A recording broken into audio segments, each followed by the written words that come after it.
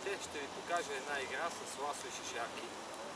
Направихме си ласо от маркуч и въже. С него трябва да придърпваме разпилени на земята шишарки. Може да се играе група деца. Застава зад една линия, разпиляват се шишарки пред тях на около 2 метра и по даден сигнал всички започват да притеглят шишарки пред себе си.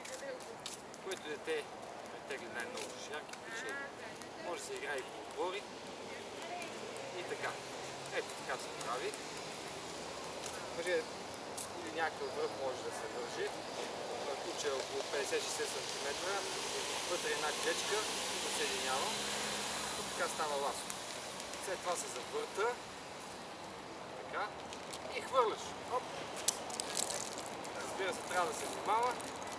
И почваш да придърпваш. В същия момент и другите придърпват, така че няма да е много лесно. В момента сам и ми е лесно. Така става.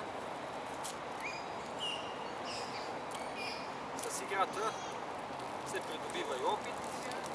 Така се играе. Може да си измислите и други разни